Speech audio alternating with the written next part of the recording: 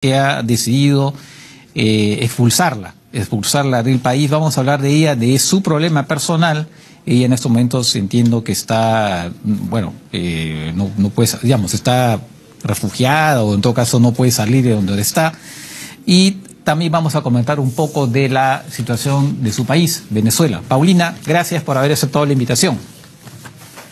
Hola Francisco, muchas gracias a ti por esta ventana a través de Geomundo y muchas gracias por esa preocupación constante con lo que sucede en Venezuela, muy especialmente con el tema de la violación de derechos humanos. A ver, cuéntanos, para empezar tu caso, efectivamente hay un procedimiento administrativo, dice las migraciones que se inició en 2018, que no tiene que ver con la actual administración, dicen ellos, que han resuelto efectivamente, primero que creo que en algún momento rechazaron tu pedido de nacionalización y después, bueno, han rehusado, digamos, han decidido que tienes que ser expulsada. Ahora, la respuesta de ellos a tus, digamos, tus reclamos públicos fue que, en todo caso, la vía de la apelación está abierta, que puedes apelar esa resolución. Así, brevemente, cuéntanos o sea, los antecedentes y después si has presentado o no efectivamente una apelación a esta resolución. Francisco, sí ha sido un caso muy arbitrario desde el inicio. Inició efectivamente en una administración anterior. Todos los extranjeros tenemos los contratos de trabajo por obligación legal que deben ser registrados tanto en el Ministerio del Trabajo y certificados por el Ministerio del Trabajo y registrados en Migraciones, que a la final es quien autoriza la contratación de un extranjero. Pero por mi calidad migratoria, que yo tengo calidad migratoria permanente, adicionalmente yo me puedo desarrollar en el Perú en cualquier actividad que sea lícita. Y yo soy abogado colegiada en el Perú y ejerzo mi carrera acá en libre ejercicio de la profesión.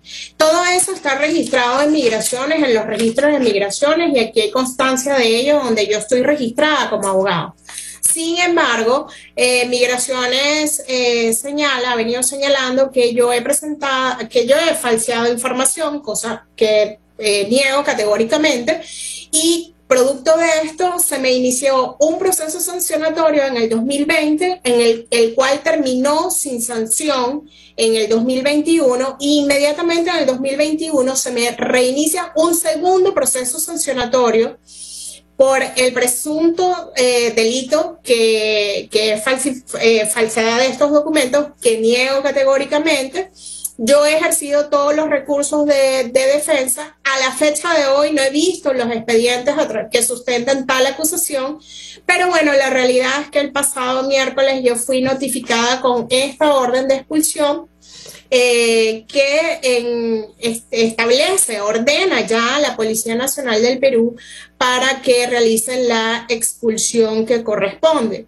Y la gran preocupación, Francisco, es que, como bien lo decíamos en la introducción, pues yo vengo de Venezuela, un país que es lamentablemente noticia por la violación sistemática de derechos humanos y que existen sendos informes de Naciones Unidas en los cuales se han constatado crímenes de lesa humanidad, la existencia de presos políticos, torturas, desaparecidos, asesinados.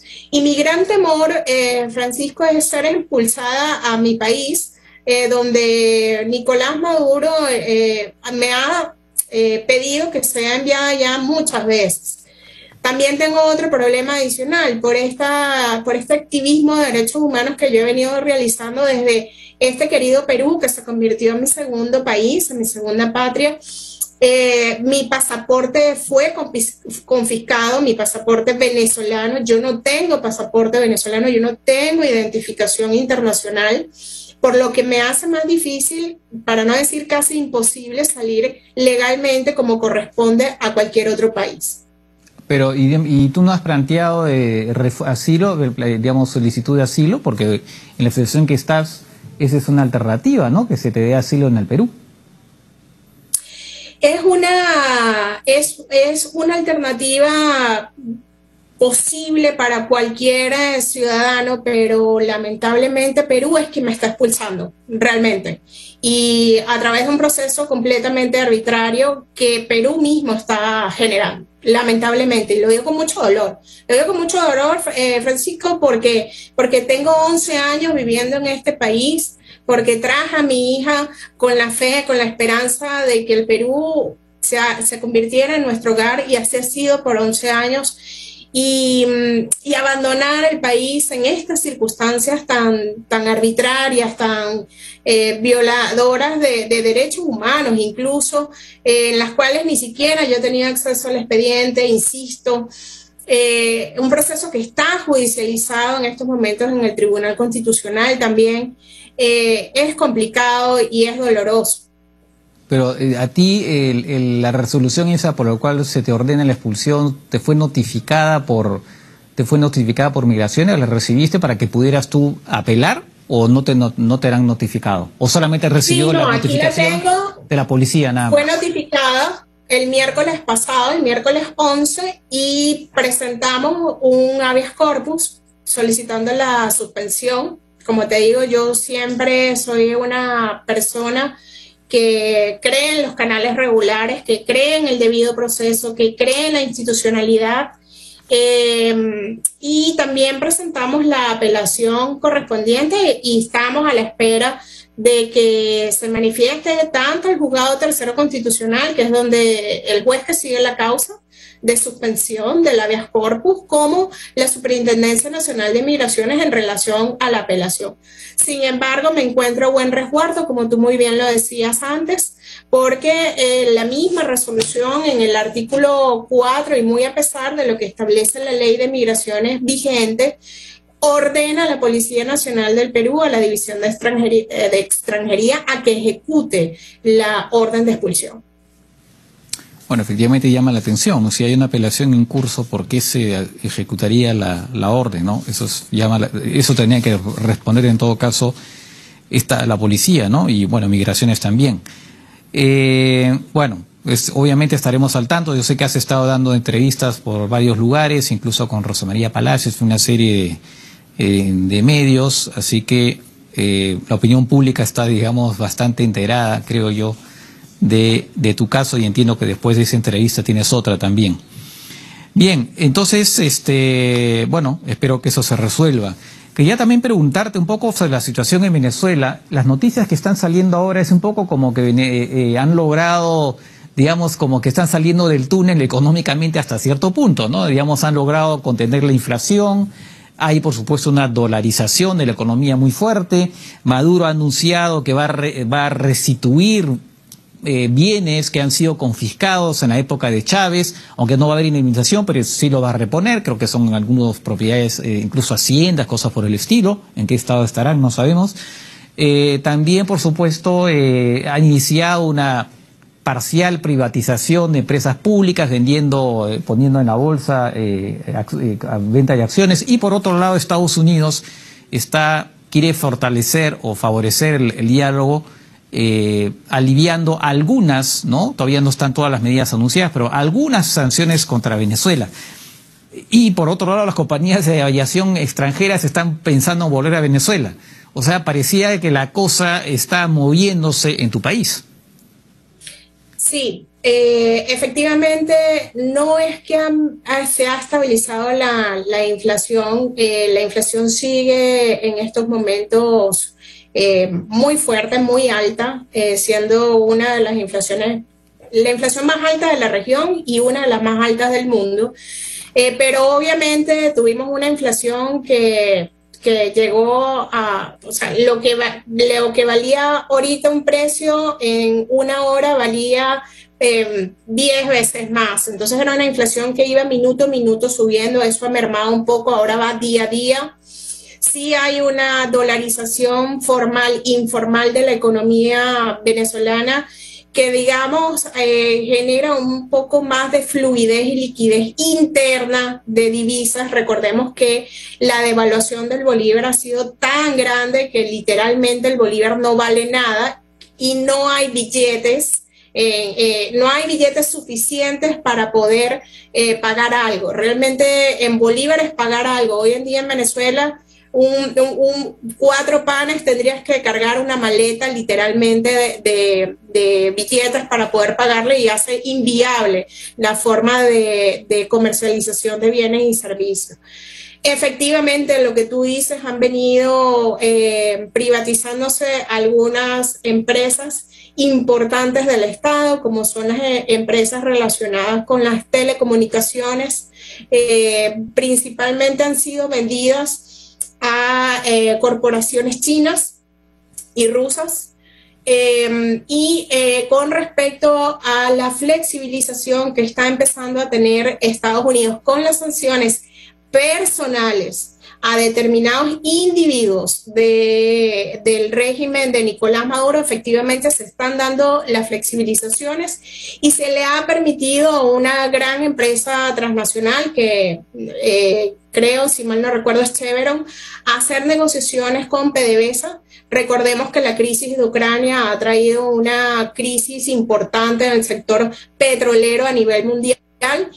Y desde aproximadamente hace un mes, algunas aerolíneas que hacían transbordos o prestaban servicios en Venezuela del área comercial han sido permisadas nuevamente por Nicolás Maduro para operar en Venezuela. Y efectivamente, Nicolás Maduro ha devuelto un bien, un solo bien, que había expropiado Hugo Chávez, que se trata de un centro comercial muy grande, de una cadena de centros comerciales en Caracas, que es la línea de centros comerciales Sambil, que había sido entregada para pobladores que no tenían vivienda. Y se le ha devuelto al empresario para que lo reactive como centro comercial. Ya no sería esa famosa... ese video que salía Hugo Chávez paseándose y diciendo es propio, de repente sería ese inmueble, no lo sé. No sé si recuerdas ese famoso video, ¿no? Sí, no se trata de ese inmueble, se trata, en una oportunidad con las lluvias en Venezuela, hubo unos huaicos y hubo una barriada muy afectada y estaba casi ya terminado un centro comercial muy grande, muy grande. Es el Sambil de la Candelaria, y Hugo Chávez decidió darle este centro comercial en calidad de vivienda a todas las personas que resultaron damnificadas. De acuerdo. Ahora, al mismo tiempo está el tema de la reanudación del diálogo entre la oposición y el gobierno, que fue suspendida cuando se produjo la extradición de... ¿Cómo se llama el testaferro, el llamado testaferro Alex Saab, ¿no? El colombiano. Alex Saab. Efectivamente. El colombiano. Entonces, en ese momento, efectivamente, se suspendieron las negociaciones, las conversaciones. Entiendo que ahora Estados Unidos está pidiendo a la oposición también que retorne al diálogo, y Venezuela también, al gobierno también de Venezuela. Aunque por ahí me parece haber leído que Venezuela quiere que Alex Saab participe de las conversaciones, lo cual no puede ser porque está en estos momentos preso en Estados Unidos procesado. ¿De qué manera se puede dar esa negociación si hay ese tipo de condicionamiento? No, el régimen de Nicolás Maduro ha solicitado que Alex Saab participe en el diálogo, pero a la misma vez uno se pregunta... ¿por qué tendría que participar Alex Saab, que está apresado por muchos delitos en Estados Unidos en estos momentos, además que es un ciudadano colombiano? ¿Qué tendría que ver con el régimen de Venezuela en una mesa de negociación? O sea, no tiene sentido alguno. El régimen de Nicolás Maduro ha dicho que Alex Saab sería su representante diplomático de Venezuela, pero eso no es posible según las leyes diplomáticas de nuestro país. Además que, insisto, está apresado. Efectivamente se anunció un probable reinicio de las negociaciones, una mesa de diálogo. Yo soy una de las que cree en el diálogo y de que existen siempre canales democráticos, institucionales, legales y judiciales para salir adelante cuando países tienen grandes problemas como lo tiene Venezuela. Y no es un problema de ayer ni de hace 5 años, es un problema que tiene 22 años. Y ojalá mi país se pueda restablecer la democracia plena, se pueda restablecer la libertad de los presos políticos, que hoy son más de 500 presos políticos los registrados. Ojalá los venezolanos puedan adquirir alimentos y comer, ojalá los venezolanos puedan a lo largo y ancho de nuestro territorio nacional tener luz, agua, que no lo tienen ni el asentamiento humano más humilde, ni la urbanización más cara de Caracas, no lo tienen, todos están afectados. Y es una situación que vulnera los derechos humanos de una manera sistemática en todo nuestro territorio nacional, lamentablemente. Y adicionalmente ha generado esta diáspora, esta migración masiva de más de 6 millones de venezolanos que nos ha tocado salir de nuestra patria por razones variadas, algunos como yo, por casos de persecución política y de atentados, otros por necesidades económicas o de salud, pero la realidad es que hoy somos la segunda población de migrantes más grande del mundo. Y entiendo que todavía continúa la migración, o sea, sigue saliendo gente de Venezuela, ¿no? Sigue saliendo gente de Venezuela y lo más triste, Francisco, es que en esta desesperada búsqueda de la libertad, de una oportunidad, muchos pierden la vida y muchos son víctimas de delitos terribles como trata de personas, violaciones a las mujeres y otros tantos que ni vale la pena mencionar, la verdad. De acuerdo, Paulina, efectivamente, bueno, esperemos que tu situación pueda ser resuelta favorablemente y por otro lado también, bueno, de lo que pase ahí en Venezuela, también porque eso tiene un impacto además también regional, por precisamente el tema migratorio, ¿no? Y porque claro, porque se trata de un país hermano. Bien, gracias Paulina por tus explicaciones, tus declaraciones y bueno, como digo, seguiremos al tanto de tu situación personal como de la situación en tu país. Gracias. Muchas gracias. Bien, la pregunta del día: ¿qué territorio de Rusia